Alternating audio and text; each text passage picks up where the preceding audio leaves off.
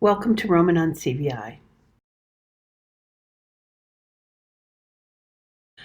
You might note that my environment here is a little bit different than you're used to seeing because I almost always record these sessions in my home. But I've been traveling for work and also for some family time. And therefore, I'm currently in this hotel room. As you can see, the little coffee maker over my left shoulder, and this very secure door. There we go. So, welcome to my world. Nonetheless, I wanted to record a small session today because something has really been on my mind a lot lately, and that is pertains to the topic of service delivery. People vary widely in their opinions about what kinds of services, how often, what should that service delivery model look like for individuals with CVI. And actually, there's, of course, no one answer. It must depend upon the needs of the child and the agreement of the assessments and the team and the parents, and all of those elements should go into that. Unfortunately, that doesn't always happen. And there are places where there are just policies about students with CVI will be seen on a consultative basis 4 times a year. This is not appropriate. And I wonder if it's even fully legal. But there are ways, I think, to take a look at service delivery and try to ensure that the students you work with or your own children receive the proper amount of service. So first, I want to mention that all children with CVI have a right to services by a teacher of the visually impaired and an evaluation by an orientation and mobility specialist.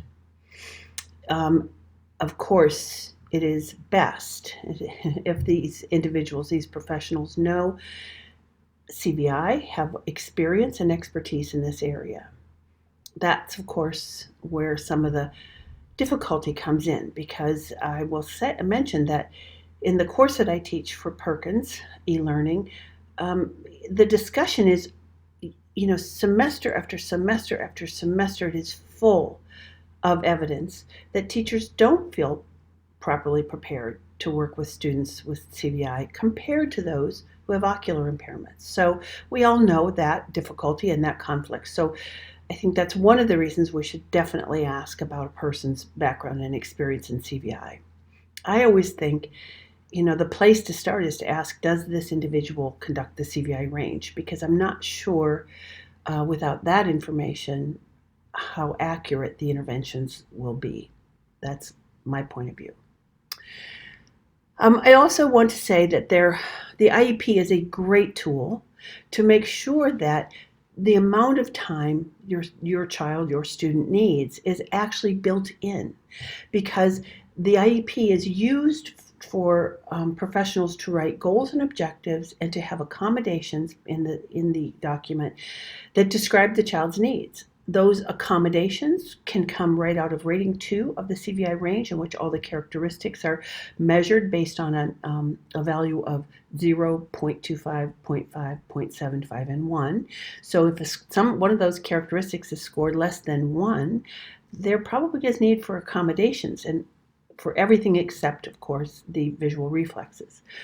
Those accommodations should be listed, and very specific directions for latency and how color will be used and what visual field is most accessible must be put in there, because those are supposed to be laid on top of other things that happen throughout the instructional day. The information from rating 1 is just there and available for the IEP, because all statements in rating 1 that are scored with a plus can be used as statements of present levels of visual functioning. That's a good start. And then what about the goals? So the goals are often something that stump vision professionals and others more significantly, but these, of course, are the areas of direct instruction, the things that you will be accountable for, that you will measure, and that you will, set that standard and meet it. So it's really important that those be specific and robust. And in this environment of IEPs being pared down and not being as specific, I'm going to suggest that we actually do the reverse when it comes to the vision information. It's just so important because without that being correct, your child, your student, is just not going to have access to the learning day. So let me give you an example of I wrote one here of an IEP goal that would be fairly clear. Clara will identify 100 targets by salient features. The salient features can include objects, environments, images, and symbols. That's pretty specific. Okay, you can say with 90% accuracy or 90% correctness or whatever you think is right, but set it high and make it hard. Do it, dig deep and make it happen. One that's not very specific that I don't find helpful is this example. Joe will increase distance viewing. Not sure what that means. Not sure how you're going to get there. Not sure that you understand that distance viewing is kind of a reflection of complexity of array and that there are opportunities that have to be put in place. I mean, that's just too vague. An example of an accommodation that I find difficult is one that's like this. This was an accommodation for all vision activities, anything in which the child would be using functional vision. CVI strategies will be implemented. So I don't really think anyone's going to be terribly accountable for that because it's so vague that 2 strategies might mean that you've accomplished that you've actually been compliant with the IEP. So we'll revisit IEPs, goals, objectives, and accommodations in the future. But I just kind of wanted to set the stage on that and to say that if the IEP is full and robust and deep and rich, there is no way the child can be served on a consultative basis 4 times a year.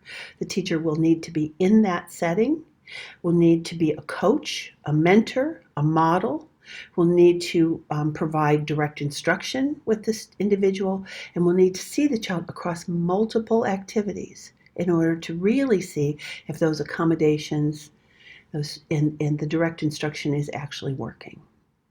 Thank you.